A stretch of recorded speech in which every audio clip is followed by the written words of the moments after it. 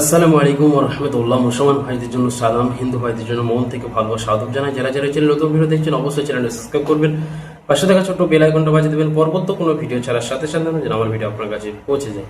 রোহানি তাবিজ YouTube channel একটা channel, দ্বিতীয় নম্বর কোনো চ্যানেল নাই।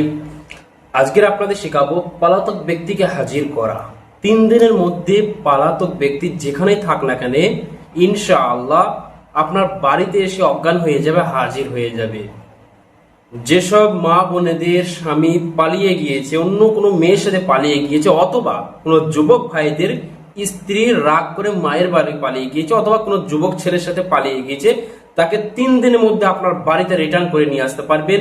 এমন একটা মারাত্মক তাবিজ আপনাদের দেবো, এবং কি করতে হবে, কোন টাইমে তদবিরটা অঙ্কন করতে হবে এবং কি নিয়মে জিনিসটা করতে হবে সেটা মন দিয়ে ভিডিওটা দেখবেন।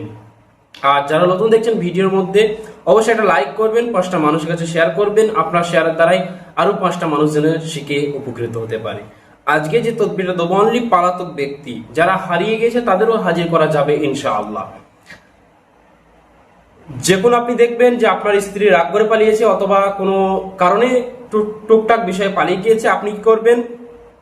আজকে যে তদবিরটা দেবো আপনি ফজরের নামাজ অর্থাৎ সকাল 6টার দিকে আপনি স্ক্রিনের মধ্যে যে তাবিজটা আপনারা দেখতে পাচ্ছেন এই তাবিজটাকে অঙ্কন করবেন। স্ক্রিনের মধ্যে তাবিজটা দেখতে পাচ্ছেন সুন্দর করে মিক্স জাফরান কালি দিয়ে অথবা লাল পেন কলম দিয়ে আপনারা সুন্দর করে পাক পবিত্র অবস্থায় পশ্চিম দিকে মুখ করে অঙ্কন করবেন। ওটাকে অঙ্কন করার পর আপনাদের একটা কাজ করতে হবে, নিচে নাম লিখতে হবে অমুকের কন্যা অমুক, এতটুকু লিখে দিতে হবে অমুকের কন্যা অমুক। ফার্স্ট টাইম মায়ের নাম, মেয়ে পালিয়ে গেলে আপনার যদি বউ পালিয়ে যায় আপনার শাশুড়ির নাম ফার্স্টে, তারপর কন্যা কিংবা বিনতে অমুক, অমুকের কন্যা দিয়ে অমুক নাম লিখে দিন, বা ডান পাশে আপনার স্ত্রী চলে যাবে।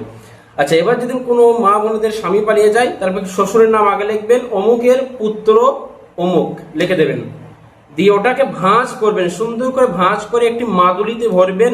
এটা মোটাতে মাদুলিতে ভরার পর মাদুলিটাকে মোম জমা করবেন, মানে মাদুলির মুখটাকে মোম জমা করে দেবেন। এইবার আপনাদের একটা কাজ করতে হবে, মোম জমা করার পর ওই মাদুলির উপরে একটি ভারী শিল অথবা পাথর চাপা দিতে হবে, অথবা কোনো ভারী জাতীয় জিনিস, এক কথা চালের বস্তা হতে পারে।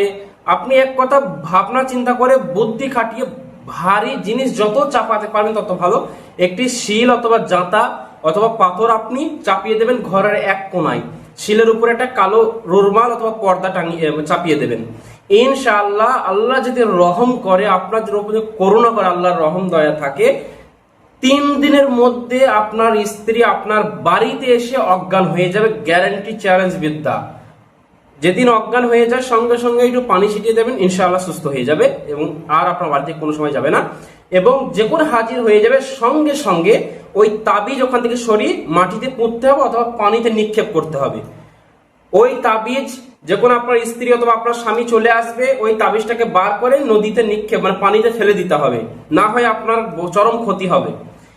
এই তদবিরটা আপনাদের সকলকে মন থেকে এজাজত পারমিশন দিচ্ছি, যারা এরকম বিপদে আছেন তারা করেন ইনশাআল্লাহ। আল্লাহর উপর তাওয়াক্কুল করে ভরসা করে তদবিরটা অঙ্কন করেন, তারপরে মাদুলিতে ভরে চাপা দেন। ইনশাআল্লাহ আপনার স্বামী অথবা আপনার স্ত্রী যেখানেই থাকুক না কেন 48 ঘন্টা 72 ঘন্টার মধ্যে হাজির হয়ে যাবে ইনশাআল্লাহ।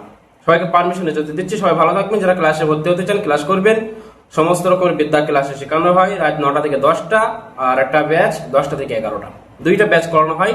যারা কিতাব নিতে চান সমস্ত রকম কিতাব আপনারা পেয়ে যাবেন, অর্ডার করবেন। কিতাব অরিজিনাল আছে, পিডিএফ আছে এবং বাছাইকৃত নিজের হাতের লেখা কিতাব আপনারা যদি মন মতন ভালো পরীক্ষিত জিনিসগুলো পেয়ে যাবেন।